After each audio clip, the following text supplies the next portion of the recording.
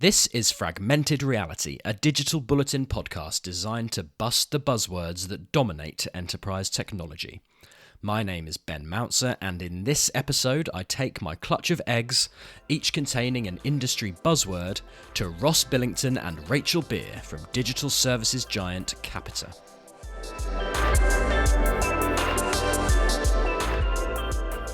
Right, okay, we have Rachael and Ross here from Capita. And Rachel's cracking open the first egg. It's a pink one. Oh, blockchain. What when you hear blockchain, like what do you think? Like, do you hear it often in your line of work? No, because No. So it doesn't really come across in our line of work. We've come from local government and really from networking sides, yeah. So it's Right. not really used within networks. It's more of an application type Yeah. and a citizen sort of facing service. Yeah. Okay. That isn't probably our background. And I think every time I say to somebody, explain to me the application of blockchain for my customers, 15 minutes later I'm absolutely none the wiser. It just doesn't resonate. Well, that's an interesting point actually, because there is a lot of people who are talking about doing stuff with blockchain, but is there actually the knowledge out there about what it is and how it can be implemented? I don't think? believe so. Not yet, no. No.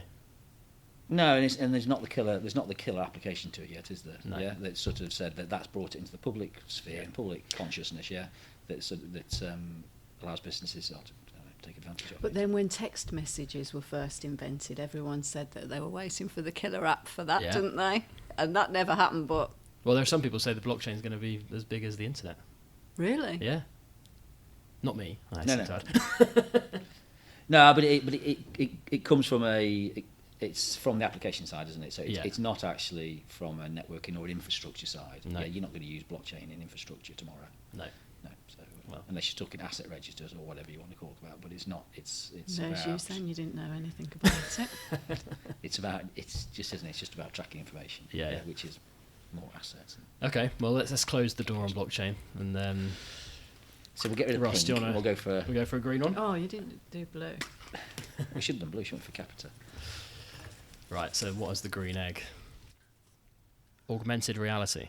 This is a technology which is kind of, it's been, virtual reality, augmented reality, been around for a bit, but maybe hasn't quite found its place in the enterprise yet. What do you guys think of augmented reality? Well, I'll go. Go on. I think augmented reality. So when we spent 2 days at the Norfolk County Show, the thing that absolutely was the biggest crowd puller was the Virtual reality headsets. virtual reality headsets that are used across the county for the school children. And honestly, it was, and to me, that is augmented reality. It's about making something that's on a page, 2-dimensional, something that's a lot closer to. It was a really good example actually because Sophie Wessex turned up, yeah. Right. And the children had got these headsets on a virtuality of Buckingham Palace, and Sophie was saying, "Yes, that's exactly right. That's what it looks like." That's I mean, it does amazing, because it was a isn't it? film, obviously, but it was sort of she was giving it, she was giving you that sort of personal. But that was virtuality, yeah. Yeah. Augmented reality, obviously, you can take that a bit further forward, can't you? Yeah, virtual Talk reality about- is when you're transformed completely into Yeah. another world, whereas augmented is where it's adding it to the real time Yes. place. So things like, I mean, I've seen it in action in Amazon warehouse, yeah. Okay. So, No, this is exactly what I want to hear. Like it being used in an enterprise sort of context, rather than on a stage at an event where someone's showing off something. But it's interesting because I was in a meat factory. So when a meat factory, one of those very IT and what's the name? I used to work for a meat company, and they were talking about augmented reality 15 years ago, and it hasn't moved on from warehouse applications yet. Yeah? Okay. And I'm sure it will, and it's definitely probably at the very high end of tech, where you're talking about, you can see design and that sort of element from it, yeah, and you can see houses, real space housing or real space buildings and architecture, yeah. It would be an interesting one for us to have a look at with regard to intelligent buildings. Yeah, so if you had an intelligent building, if you could walk around an intelligent building with the augmented reality, what it would look like and how augmented reality would help you secure your buildings or how people would move around within it, yeah, so that would be an interesting application. Why do you think, like, it's obviously 15 years ago talking about it, no progress, what do you think the barriers I are? just probably 15 years ago they were way ahead of the technology, so the technology just wasn't there. Yeah. It's just that they were talking about it, a lot of the warehouse applications, and we're talking about it to make sure it's just easy picking, de-skilling, etc. But I don't think that's really where the benefits are. The benefits are bringing in, not de-skilling, it's elements that you just can't bring in, without adding it augmented. Even from the point of view of it's hands-free picking, isn't it? So, Yeah. That's my experience of augmented reality. Anything to add on that topic, Rachel? No. It's good. Do you think it's in the future it is going to be more common? 100%. It'll definitely come in when the technology is there, because it's just replacing, isn't it? Yeah, so it's replacing what you're doing with your hands. Yeah. So that will cover. There's interesting ones, obviously. I mean, they're really exciting ones, aren't there? And it's interesting at the moment, smart cities and all this sort of stuff. Yeah, so you just take a bit of a leap of faith. Smart cities, which Norfolk County Council is majorly involved in with some big bids, and we were talking one in York City Council. They were talking about having cars getting traffic information from local sensors within the traffic city, within the city, yeah, from this traffic control. Well, that's similar augmented reality within your car. Mm-hmm. Yeah, that green traffic light's about to turn to red. You better put your hand, you better slow down before you. And it's all that sort of elements that you don't see it. It will just appear slowly into our consciousness. Yeah. Okay. So. And Vala Afshar at our conference. Yeah. So that's the second screen, the car. Okay. Yeah. So. No, it's just true. I mean, you don't realise that augmented reality. We're thinking it visually, yeah, but you're driving your car nowadays, and my car has sensors that it stops it going over white lines. Well, the beeping in my ear is an augmented reality, isn't it? But you think it's going to be a slow and steady, and sort of, people won't realise. It'll just be, it'll eventually we'll think, oh God, we're in augmented reality. Yeah. This has happened. We live in an augmented world. Right, let's go for another one. Your turn. Yeah. Is that all right? Your turn, Ross. Blue for Capita. Blue for Capita. Come on, one for you. Digital transformation. Digital transformation. Okay. Obviously, this a term, buzzword, buzz phrase, whatever you want to call it, can be interpreted in a multitude of different ways. Rachel, what's your interpretation of that phrase? So really simple. It's about how any sort of technology can improve any sort of process. And to me, that's it. So that's helping an old age pensioner fill out a form. It's children. It's something far more complicated as well. But I think it is fundamentally about technology and how it can improve a process. Do you think the key part is the second part, improving something? So actually having a measurable thing at the end of it, rather than... Yeah, and I do see at a lot of the events that I attend and meetings that people really get the fact that it's not just about doing the same thing but with a different tool. Yeah. It is about taking a step back and looking at that process from start to finish, looking at all aspects of it, looking at the implications and improving it. Yeah. Do you think the phrase is sometimes misused Totally. and overused? Yeah? Totally. Do you want to talk about that? Well, I think it's for a lot of people, like a pensioner, for example, that would mean absolutely nothing. But if you said to them, we're going to, every week, if you come to the library, there'll be somebody there that can help you learn how to apply for something online, and promise you it's not going to be difficult. We promise that we'll help you and you'll be able to do it after 2 weeks or whatever. Yeah. So I think it's massively overused, and it is scary for the people that will benefit from it most. So it's a bit of a, it's making it worse almost than better. And I think that's what's exciting about the industry that we work in. Yeah. Every single customer that I speak to, no matter what industry they're in, there's always there's a way that technology can make their customers' experience better, their citizens' lives better. So it absolutely, there's two ways of looking at it, isn't there? There's digital transformation for what you're talking about, Rachel, around citizens, and outcomes for them. And that's it's why you're in this business, actually, at the end of the day, isn't it? To sort of make a difference. Yeah. And when you talk to the county council people, they have this in the back of their minds all the time. How do they make their citizens' lives better? But there's the other aspect of digital transformation, which is actually getting our customer to digitally transform its services. So, and that was a really interesting article you sent around, and they were talking about this digital bridge. So then they were describing it as saying, if you had a greenfield organisation today, what would it look like? And the councils have got this vision, and not just councils, but organisations have got this vision of where they'd like to be. But it's getting that digital bridge, isn't it, from where you are today and transforming that, because you've got loads of layers of legacy, sort of years of legacy, sort of systems and processes that you've got to get rid of. Yeah, Yes. And that's the major problem that we are trying to address. Where do you begin, like, with that kind of challenge? Well, it's interesting because one of the big ones is, say, cloud. Yeah, so moving to cloud 2 years ago was let's all go and do it. We'll just shift to the cloud in one big hop, and we've all realised that's not what you do. Yeah. Because you just fall over at it. Yeah. So what you realise now is you have to prioritise and pick out the bits that you want to do so that you can get the best book. And so you end up with this hybrid cloud version, but that's this digital transformation, isn't it? Yeah. You're going from where you are today, you're transforming it to partly cloud and a digital platform. Yeah. But you've got to do it in the right way, and that's the bridge you've got to find. Yeah. Or that transformation route. Yeah. So that's the boring bit side of it, really, because I'm with Rachel, the exciting bit. We had a really good conference. Remember talking about electronics and digital change? Do you remember that guy who was talking about, he did all those... Steve Eberling, yeah. Oh, man, it was amazing. He was, oh, God. So they created a way for deaf people to hear, to sense music, and they created different pulse points. And they were all at a concert, weren't they? And they got on their ankles, on their knees, on their elbows. And what the byproduct of that was that it cured...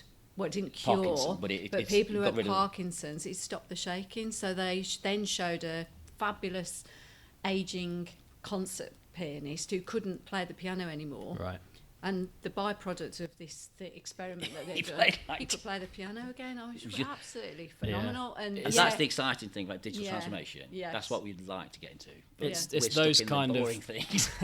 We get a council. Well, no, but you say boring, but it's those kind of examples there which really resonate with people, and the man on the street, as it were, quotes. But actually, as you said, Ross, the bigger picture, you're talking about, huge organisations shifting their whole technology infrastructures, that kind of process thing. And people to that digital and it solution. is the byproduct, because we're all everything's moving, nothing has got a start and an end. The things that you find out along the way are amazing byproducts of what you probably set out to do, like that example. Which is exciting, because it does change every year. In 2 years' time, really it'll be a different thing, won't it? Which is great. So. And it might be a different buzzword. We'll never know. When did digital transformation come around? Was it sort of, when did you first hear that, would you say, roughly? Because it's so overused now. No, I mean, 4 or 5 years ago. Yeah. I mean, definitely cloud was 4 or 5 first coming out, wasn't it? Yeah. And it was part of that journey and story. I think sometimes as well, you should ask a pensioner or a child, what does this mean? Yeah. And they would tell you straight, wouldn't they? Yeah. Probably mean something different to the pensioner and then to the child. Right, gone for a pink egg. What have we got in this one? Oh, digital disruption. Well, we can go with this, because is there any difference between digital transformation and digital disruption in your view? I suppose one's positive and both could be positive. Because but I agree. Disruption is something that, if you took the definition of that word on its own, means like Storm Dennis was disruption. Disruption is your end point, is your goal where you're trying to get to. Yeah, your transformation is trying to get to it. Okay, but is every digital initiative, is the aim to be disruptive? Is that? No, I don't think so. No? Because disruption does have negative connotations. I know, sometimes being disruptive is a positive thing because we don't know what we don't know, and that disruption could be a positive thing, but generally speaking, it's not. No, but I think in this context, so in digital disruption... It's a buzzword in the industry, isn't it? Yeah, I mean, it's probably overused because they all want to be disruptions, don't they? I'm a disruptor, so I'll be, Disruptive technology. Not everyone can disrupt. My technology's, my company's worth X billion pounds. So, but you want to have, you need to make massive changes. To make massive benefits, you've got to make some massive change.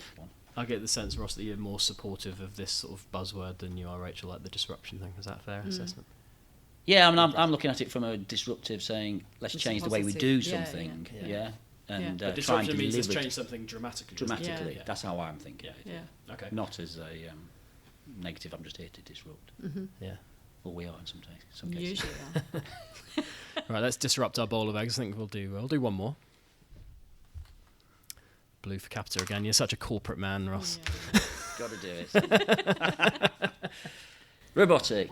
Okay. Robotics. Okay, this is another one that has maybe different meanings to different people. RPA rather than real robotics. There we go. Well, that's the thing. When in a business context, do you think of RPA ahead of like robots in a factory, for example? We do, don't we? Yeah, I think our experience is definitely in robotic process automation, isn't it, rather than physical robots. Yeah. Do you obviously people out on the street wouldn't know what RPA is at all, but this is something which is really having an impact on not just the bottom line for businesses, but also people, isn't it? So you've just hit the nail on the head with actual not the problem, but the issue, the social issues to challenge. To solve. There's a really coming back to Capita, but Capita wrote a really fantastic white paper on RPA, and it's all about. So the whole paper was about how to get your organisations to accept RPA, because they can see one of the major problems with RPA is that, people are against it, not because you've got the idea that this is going to create 20% of your redundancies in the next 2 or 3 years, whatever it is, and the whole idea or premise of what Capita was trying to say was to try and push the idea that you're not trying to get rid of jobs, you're trying to upskill people. Because you're trying to create that better value job, that better wage for everybody else. I went to an event and they talked about how they'd implemented some early RPA, and that was the exact result, which was really interesting because it was factual. These people had actually done this work, and what it had done was take away the more boring elements of the job that people were doing and enable them to do the more enjoyable, make it a much richer experience for the people and their citizens, and that was a genuine byproduct. So completely the opposite of what you expect. People, and real living proof. So I think it's really positive. I've been to our robotics factory in Birmingham, God's city. Probably better delete that. A robotics factory, is this? So explain to me what that is. There's it's in Fort Dunlop, and there's 150 odd developers there developing RPA solutions for a lot of NHS. There is some good big central government work, and we've just started doing some. So do you develop your own RPA, or yeah. But is it I don't think you can completely pull the wool over people's eyes, can you, with this? Because there will be examples where RPA is implemented and people will lose their jobs. But you hope that's part of change rather than just force. Yeah, it's there you go. There you go. You see, you just pick nail on the head on it. As long as it's not disruptive. Yes, it's disruption rather than disruptive. Disruptive as a positive thing. Yes, that's right, isn't it? But the truth is, no one really knows, do we? We don't know. We don't yeah, but you say that, but it's look in history, okay?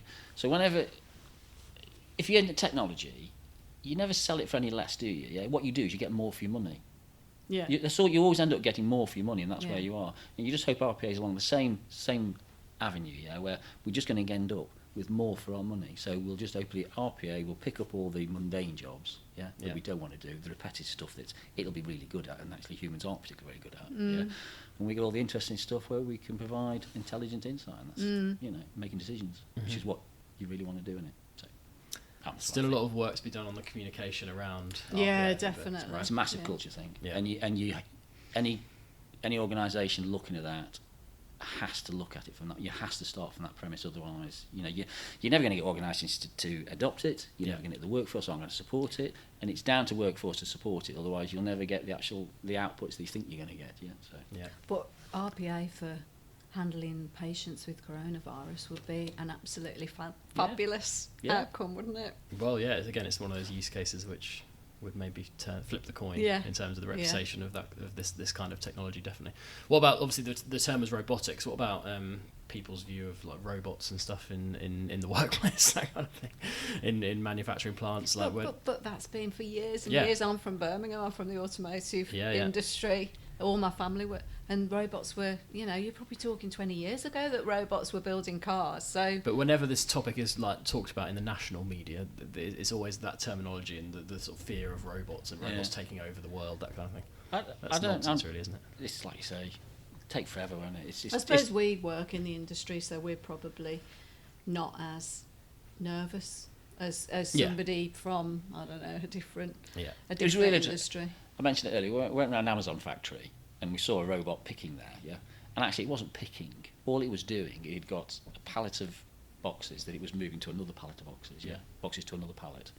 And you sort of think, well, if that's their cutting edge use of robotics in a warehouse, which is, you know, not a specialist skill, because if it's, you know, specialist skills will be taken over, that's fine, but like in car manufacture, but the generic type skills like that, they just can't. But there's a lot more. There's a lot more that can be done, isn't there? That must have been, how long ago was that?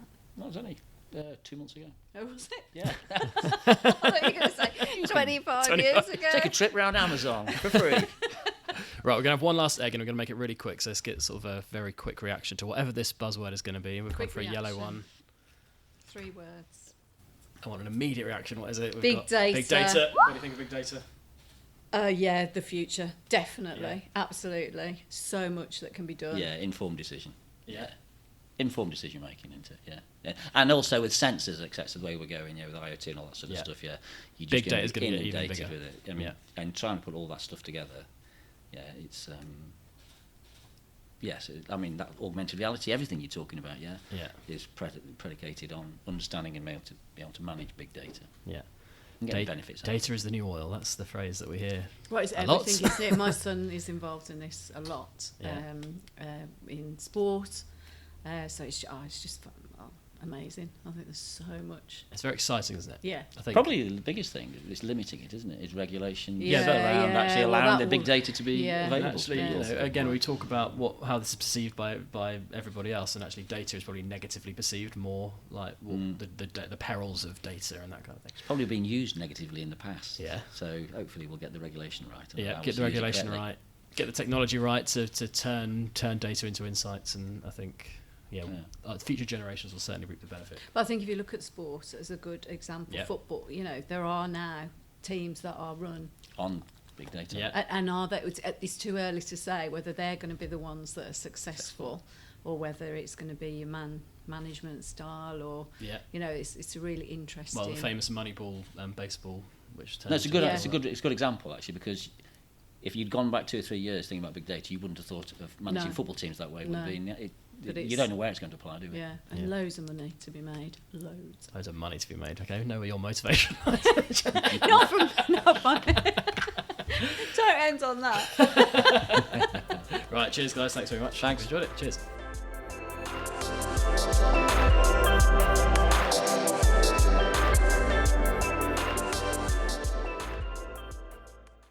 Power up your day with the Bulletin Brief, the latest news, insights and opinion delivered straight to your inbox. Subscribe now at digitalbullet.in.